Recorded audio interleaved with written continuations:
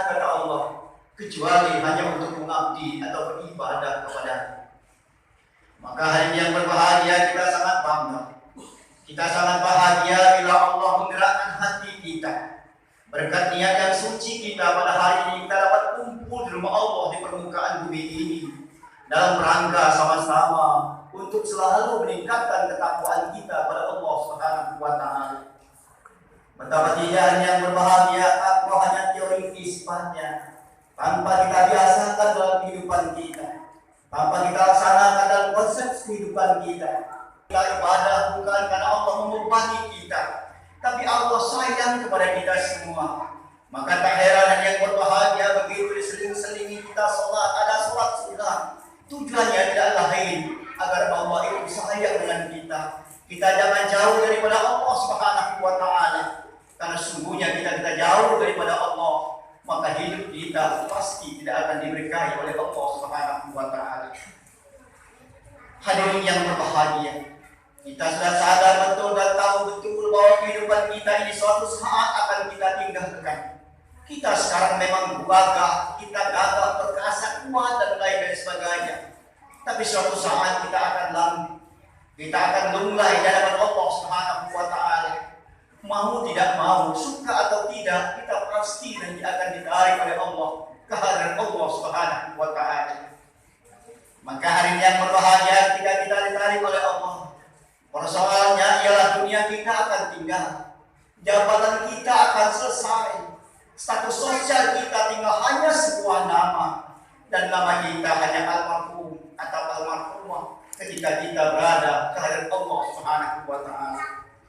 Pada saat kita sudah bergelar almarhum, bahwa sungguhnya tidak ada yang berharga bagi kita, tidak ada yang dapat kita banggakan bagi kita semua, kecuali iman kita dan amal kita ketika kita menghadap kepada Allah Subhanahu wa Ta'ala. Hadirin yang berbahagia, kita bayangkan bagi kita, andai kata kita saat ini ditarik oleh Allah Subhanahu wa Ta'ala. Kita berada di alam kubur, alam yang sangat sepi, alam yang tidak punya teman dan lain dari sebagainya itu. Kita ditinggal oleh semua status sosial kita. Kita merasa itu bukan tenang-tenang. Kita merasa itu bukan tidak punya beban dan lain-lain sebagainya. Tapi pada saat itu yang berbahagia, kita dihadirkan dan didekati oleh dua orang malaikat yang menanya semua aspek kehidupan kita dalam konteks apapun yang kita lakukan ketika kita berada di dunia ini. Maka tak heran pada saat itu yang berbahagia, kita pada saat itu baru tahu betul bahwa ini alam kubur. Tahu betul di situ bahwa alam ini penuh dengan pertanggungjawaban kita, apa yang kita lakukan di dunia ini. Di dunia barangkali kita masih sanksi. Jangan-jangan di dunia ini hanya omongan para belaka ustaz dan sebagainya. Tapi ketika kita dalam kubur, kita baru tahu betul.